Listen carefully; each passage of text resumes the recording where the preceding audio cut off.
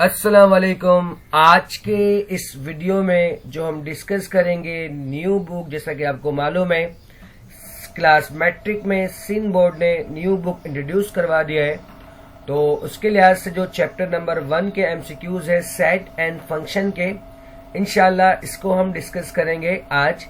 और इसके अलावा इस चैनल पर सेट के कंप्लीट कॉन्सेप्ट यानी कि डेफिनेशन, इसके टाइप्स और फंक्शन के टाइप्स, इन सब की सारी वीडियोस ऑलरेडी पहले से मौजूद है। तो अगर किसी को टाइप्स, डेफिनेशन वगैरह देखना है तो वो भी इस चैनल पर विजिट करके देख सकते हैं। इंशाल्लाह बाकी इसके क्वेश्चन भी बहुत जल्द मैं अपलोड कर दूंगा। फिलहाल जो पहला टास्क है इसका एमसीक्यूज डिस्कस करना। तो स्टार्ट करते हैं अपना लेक्चर सेट एंड फंक्शन। तो जिन बच्चों ने चैनल को सब्सक्राइब नहीं किया है वो चैनल को सब्सक्राइब कर लें ताकि इस तरह की मजीद वीडियो आप तक बआसानी पहुंच सके। पहला एमसीक्यूज है which one is subset of natural number. और आप जानते हो कि जो नेचुरल नंबर स्टार्ट होता है वो 1 से, यानी कि 1, 2, 3 एंड सो ऑन, ठीक है ना। तो Z मीन्स इंटीजर्स। इंटीजर्स का मतलब यहां पर क्या होगा आपके पास कि आप जानते हो कि इंटीजर्स मतलब है 0 +-1 +-2 +-3। इसका मतलब ये हुआ कि यहां पर तो नेचुरल नंबर से पॉजिटिव नंबर है, तो इसका मतलब Z नेचुरल नंबर का सबसेट नहीं हो सकता। इसी तरह Q आपके पास क्या है, रैशनल नंबर है, ठीक है।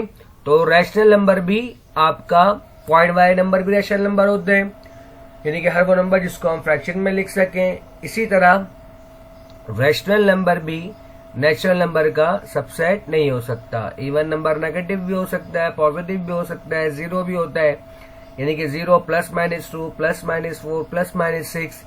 इसीलिए हम ई को भी, यानी कि ई मतलब इवन नंबर, तो इसको भी हम नेचुरल नंबर का सबसेट नहीं मानेंगे। उम्मीद करता हूं कि आपको सबसेट का कॉन्सेप्ट क्लियर होगा, ठीक है ना। अगर आपको नहीं क्लियर है तो आप पहले थोड़ा सा इसकी डेफिनेशन वगैरह देखें। मैं इंशाल्लाह कोशिश करूंगा कि डिस्क्रिप्शन में इस चैप्टर के जो कॉन्सेप्ट है वो भी शेयर कर दूं, उसके link.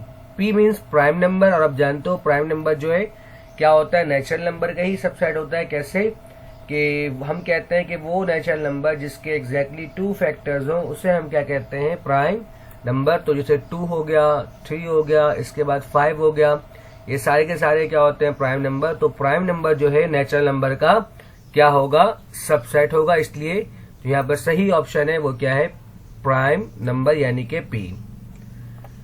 Next MCQs for 2 sets A and B if OA equal to OB it means के number of element in A equal to number of element in B। अगर ऐसा है कि दोनों के नंबर ऑफ एलिमेंट आपस में बराबर है तो फिर हम कह सकते हैं कि ये दोनों सेट आपस में क्या होंगे, बराबर होंगे, यानी कि A बराबर किसके होगा, B के, अगर नंबर ऑफ एलिमेंट सेम है तो। नेक्स्ट हमारे पास कह रहा है कि tabular form of A X, ये सेट किसका है, X का, और X बिलोंग्स टू Z यानी कि इंटीजर्स, ठीक है ना। और यहां पर आपको गिवन है कि x² = 25, ये आपको इक्वेशन गिवन है। अब यहां पर कुछ वैल्यूज आपको गिवन है सेट के फॉर्म में, आपको बताना है कि कौन सा आंसर इसको सेटिस्फाई करेगा, यानी कि टेबुलर फॉर्म होगा इसका। तो x², तो देखें यहां सबसे पहले बहुत ध्यान से, हर वो नंबर जो इसको सेटिस्फाई करेगा उसको हम लेंगे। तो अगर मैं x की जगह पर -5 पुट करता हूं तो हम जानते हैं -5 का स्क्वायर भी क्या होता है, प्लस का 25, यानी कि -5 का स्क्वायर भी इसका क्या होगा, आंसर होगा, क्योंकि -5 का स्क्वायर होता है 25। इसी तरह जब यहां पर हम 5 पुट करेंगे तो 5 का स्क्वायर भी क्या होगा, 25, जिसे आपको दिख रहा है यहां पर कि 5 का स्क्वायर भी आपके पास क्या होता है, 25। तो इस तरह -5 और +5 क्या करेगा, इसको सेटिस्फाई करेगा, 1 तो नहीं करेगा, ठीक है ना, क्योंकि 1 का स्क्वायर 1 होता है, यानी कि 1 और 25 आपस में बराबर नहीं होगा। इसलिए आज से जो इसका सही ऑप्शन है वो -5, है। नेक्स्ट एमसीक्यू हमारे पास क्वेश्चन नंबर 4 है कि x such that x belongs to natural numbers and x जो है लेस देन 1 है। अब अगर नेचुरल नंबर है तो नेचुरल नंबर स्टार्ट ही कहां से होता है, 1 से, जैसे मैंने आपको भी बताया।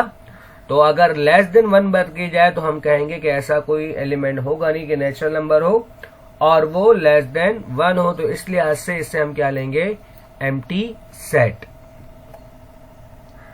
नेक्स्ट हमारे पास if a equal to 1 2 3 4 and b equal to 2 4 6 then symmetric difference of a and b। Symmetric difference में हम क्या करते हैं, जो एलिमेंट कॉमन होता है उसको हम कैंसिल करते हैं। जैसे 2 कॉमन है, आपके पास 4 कॉमन है, 4 को कैंसिल कर दिया, बाकी हमारे पास क्या बच गया, और दोनों साइड में जो बच जाएगा वो हमारा आंसर होगा। यहां पर बच रहा है 1 3 और यहां पर क्या बच रहा है 6, यानी कि 1 3 6 हमारा क्या होगा, आंसर होगा। नेक्स्ट हमारे पास है which operation is not commutative. Commutative मतलब होता है कि अगर आप दोनों को आगे पीछे लिखो तो आंसर बराबर होना चाहिए। जैसे अगर यूनियन है तो A union B equal to B union A, यानी कि A यूनियन B लिखो या B यूनियन A, तो इसका मतलब इससे कोई फर्क नहीं पड़ता। तो which operation is not commutative, कौन कम्यूटेटिव नहीं है, तो यूनियन कम्यूटेटिव है। इसी तरह इंटरसेक्शन की बात की जाए, A इंटरसेक्शन B बराबर होता है B इंटरसेक्शन A के। इसी तरह सिमेट्रिक डिफरेंस की बात की जाए तो सिमेट्रिक डिफरेंस भी A symmetric difference of B बराबर होता है B symmetric difference of A के। तो इसका मतलब B C D ये तीनों आपके पास क्या है, कम्यूटेटिव है। अगर कम्यूटेटिव नहीं है तो कौन नहीं है, डिफरेंस नहीं है, यानी कि A difference B not equal to B difference A। ठीक है, मैं अगेन एक बार फिर रिपीट कर रहा हूं कि आपको ऑपरेशन और इसके बारे में अगर आइडिया नहीं है तो आप चैनल पे विजिट कर सकते हैं, इंशाल्लाह मैं इसके लिंक भी शेयर कर दूंगा। नेक्स्ट एमसीक्यू था हमारे पास कह रहा है कि सेट है x का और x किससे बिलोंग करता है, P और x बिलोंग्स टू Q। और मतलब यहां पर क्या होता है, यूनियन। ठीक है ना, ये उल्टा बना हुआ है, इससे हम क्या कहते हैं, और का मतलब क्या होता है, यूनियन। यानी कि x किससे बिलोंग करता है, या तो P से या फिर x किससे बिलोंग करता है, Q से। तो या का मतलब हमारे पास क्या होगा, और मतलब क्या होता है, यूनियन, यानी कि जो इसका आंसर होगा वो P यूनियन Q होगा। नेक्स्ट एमसीक्यू था हमारे पास कि x belongs to universal set and x not belongs to A intersection B। तो अगर हम A इंटरसेक्शन B का कॉम्प्लीमेंट लें, A इंटरसेक्शन B का कॉम्प्लीमेंट, ये आपके पास बराबर होगा universal difference A intersection B। इसका मतलब यूनिवर्सल में से हम हर वो एलिमेंट को हटा देंगे, एलिमिनेट कर देंगे जो A इंटरसेक्शन B के अंदर आ रहा होगा। ठीक है, तो इस लिहाज से जो इसका आंसर होगा वो हमारे पास क्या होगा, A इंटरसेक्शन B का होल कॉम्प्लीमेंट। ठीक है ना। नेक्स्ट हमारे पास for any two non empty sets A and B, if A union B equal to universal sets and A intersection B equal to null sets, then A and B are called. ये हमारे पास cell की definition है कि अगर दो non empty set हो और उनका इंटरसेक्शन नल सेट के बराबर हो और यूनियन किसके बराबर हो, यूनिवर्सल सेट के। ठीक है, इसे हम एग्जॉस्टिव सेट भी कहते हैं कि अगर यूनियन किसके बराबर हो, यूनिवर्सल सेट के। तो A और B को हम क्या कहते हैं, सेल कहते हैं। ठीक है, तो ये सेल की डेफिनेशन है। नेक्स्ट हमारे पास A complement again complement again complement. तो जब किसी सेट का हम 2 बार कॉम्प्लीमेंट लेते हैं तो आंसर क्या आता है, A आता है। इसका मतलब जब आप 2 बार कॉम्प्लीमेंट लोगे तो आंसर क्या आएगा, A। तो अगेन यहां पर बार है तो उसका मतलब इसका आंसर क्या होगा, A कॉम्प्लीमेंट। ठीक है ना, क्योंकि हम जानते हैं कि A कॉम्प्लीमेंट अगेन कॉम्प्लीमेंट ये बराबर होता है A के। सही है। अब अगर मैं इसके ऊपर मजीद कॉम्प्लीमेंट लगा दूं तो यहां पर भी क्या आएगा, कॉम्प्लीमेंट आएगा। ठीक है, इट मीन्स कि इसका आंसर क्या होगा, A कॉम्प्लीमेंट।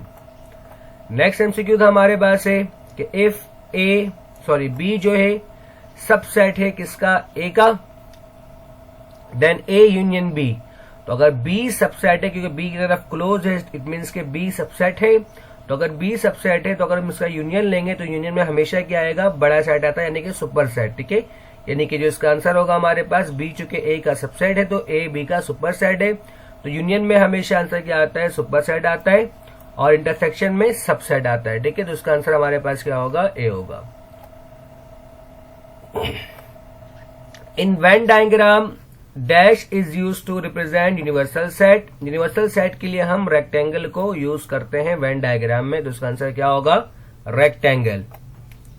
आपको कह रहा है इफ x, 6 बराबर है 2, y माइनस 6 के, देन x प्लस वाई। तो सबसे पहले ये दो ऑर्डर पेयर आपस में बराबर है, तो अगर दो ऑर्डर पेयर आपस में बराबर होगा तो हम जानते हैं फर्स्ट कॉम्पोनेंट फर्स्ट के बराबर होगा और सेकंड कॉम्पोनेंट सेकंड के बराबर होगा। इसका मतलब x बराबर होगा 2 के और 6 बराबर होगा y माइनस 6 के। तो इसका मतलब x हमारा किसके बराबर हो गया? x तो बराबर हो गया 2 के।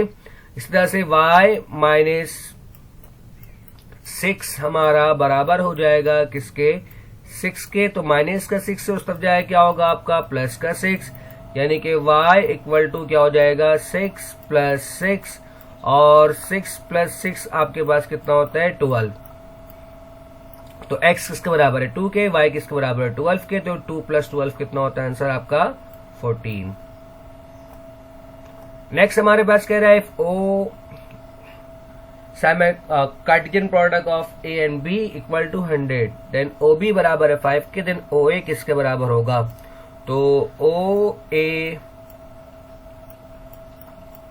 Multiply by OB Cartesian product of O A B, ठीक है। इसका मतलब अगर ये 100 दिया हुआ है तो यहां पर हमें OB गिवन है किसके बराबर है? 5 के। तो 5 यहां मल्टीप्लाई हो रहा है, उस तब जाए क्या होगा? डिवाइड में। तो इसका मतलब आप 100 को डिवाइड से 5 करवा दो, तो इसका आंसर क्या आएगा आपके पास? 20, ठीक है। नेक्स्ट एमसीक्यू था हमारे पास, a function is called surjective if range equal to codomain. अगर आपके पास फंक्शन सर्जेक्टिव है, it means onto function. Function के भी वीडियोस सब चैनल पर मौजूद है। अगर किसी बच्चे को फंक्शन में मसला है तो वो फंक्शन की वीडियोस को देखें, इंशाल्लाह आपके कॉन्सेप्ट सारे क्लियर हो जाएंगे। तो सर्जेक्टिव मतलब क्या होता है? ऑन टू फंक्शन, और ऑन टू फंक्शन मतलब ये होता है कि उसका रेंज और कोडोमेन आपस में क्या होता है? बराबर होता है। इट मीन्स के इसका आंसर क्या होगा? Option number C. A function is called into if range, range में कम से कम एक एलिमेंट कम होने चाहिए, इसलिए हम क्या कहेंगे? रेंज जो है सबसेट होगा किसका? कोडोमेन का, क्योंकि कम से कम एक एलिमेंट लाजमी कम होने चाहिए, इसलिए हम इम्प्रॉपर नहीं लेंगे, हम प्रॉपर सबसेट वाला सिंबल लेंगे। और बराबर भी नहीं सकते हैं, क्योंकि मैंने क्या कहा कि एक एलिमेंट कम से कम होना चाहिए। मैं फिर कह रहा हूं अगर किसी को इश्यू है फंक्शन में तो वो वीडियो को देख सकता है। Which one is a function, इनमें से कौन सा फंक्शन है? वैसे फंक्शन के लिए दो कंडीशन होता है, लेकिन यहाँ पर चूंकि एमसीक्यूज में एक ही कंडीशन दिया हुआ है तो हम उसके लिहाज से देखेंगे, कंप्लीट बात यहाँ पर नहीं क्या है। तो देखते हैं, पहला कंडीशन यहाँ पर क्या है कि कोई भी डोमेन का एलिमेंट रिपीट नहीं होना चाहिए। डोमेन मतलब फर्स्ट कॉम्पोनेंट, यानी कि ऑर्डर पेयर के अंदर अगर फर्स्ट कॉम्पोनेंट रिपीट हो गया तो वो फंक्शन नहीं हो सकता, ये एक कंडीशन है। तो इसी को हम देखेंगे। देखें यहाँ पर पहले वाले में 2, फर्स्ट कॉम्पोनेंट 2 है। अगेन सेकेंड ऑर्डर पेयर में भी फर्स्ट कॉम्पोनेंट क्या है? 2 है। मैंने आपको क्या कहा कि अगर फर्स्ट कॉम्पोनेंट रिपीट हो गया तो इट मीन्स वो फंक्शन नहीं हो सकता। तो पहले ऑर्डर पेयर में और दूसरे ऑर्डर पेयर में जो फर्स्ट कॉम्पोनेंट है वो आपस में बराबर है, इसका मतलब ये फंक्शन नहीं होगा, यानी कि हर एक एलिमेंट फर्स्ट कॉम्पोनेंट के डिफरेंट होने चाहिए। यहां पर देखते हैं 6, ये 7 और अगेन ये क्या आ गया? 6 आ गया। इसका मतलब फर्स्ट और थर्ड के फर्स्ट कॉम्पोनेंट आपस में क्या हो गए? बराबर हो गए। इस लिहाज से ये भी फंक्शन नहीं हो सकता। अब यहां देखते हैं ये 0, ये 6 और ये 5, हमें दिख रहा है कि फर्स्ट कंपोनेंट तीनों डिफरेंट है। सेकंड कंपोनेंट से हमें कोई मतलब नहीं है, हमें मतलब किससे? सिर्फ और सिर्फ फर्स्ट कंपोनेंट से। तो हमें सी में दिख रहा है कि कोई भी फर्स्ट कंपोनेंट रिपीट नहीं हो रहा, तो हम कह सकते हैं कि सी हमारा क्या होगा? फंक्शन होगा। Which one is always bijective, तो 1 to 1 करस्पॉन्डेंस जो है हमेशा क्या होता है? बाइजेक्टिव होता है, मतलब वो 1 to 1 भी होता है और ऑन टू भी होता है। ये आपके बुक में भी स्टेटमेंट गिवन है, ठीक है। If F N to R then which one is not possible? F to R मतलब N to R मीन्स के N जो है आपका डोमेन है और R जो है आपका क्या है? रेंज है। मतलब डोमेन क्या है? Natural number. अब इस ब्रैकेट के अंदर जो वैल्यू है यहाँ पर 5, यहाँ पर 7, यहाँ पर -2, यहाँ पर 9, ये कहलाता है डोमेन, यानी कि नेचुरल नंबर आपको कह रहा है डोमेन, ठीक है। तो 5 तो नेचुरल नंबर है, ठीक बात है। 7 भी आपका नेचुरल नंबर है, 9 भी आपका नेचुरल नंबर है, लेकिन -2 नेचुरल नंबर नहीं है। तो इसका मतलब जब -2 नेचुरल नंबर है ही नहीं तो इसको हम पुट ही नहीं कर सकते, तो इसका मतलब सी जो है नॉट पॉसिबल है। ठीक है। Last, which one is commutative. तो मैंने आपको बताया था अभी के डिफरेंस आपका कम्यूटेटिव नहीं होता, अभी हमने पहले ही देखा था। इसके अलावा Cartesian product A cross B not equal to B cross A, Cartesian product भी आपका कम्यूटेटिव नहीं होता। और मैंने आपको वहां बताया था कि यूनियन आपका क्या होता है, कम्यूटेटिव होता है। तो इस लिहाज से इसका जो आंसर होगा वो क्या होगा, यूनियन होगा। उम्मीद करता हूं कि आज का लेक्चर आपको समझ में आया होगा। वीडियो देखने के लिए शुक्रिया। अल्लाह हाफिज।